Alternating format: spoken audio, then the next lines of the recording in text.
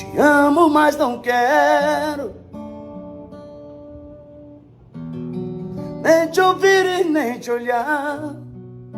Por isso, Deus me livre, eu tenho medo de voltar. Me fez sofrer demais, mas te olhando eu fico bobo. Por isso, Deus me livre de encarar você de novo.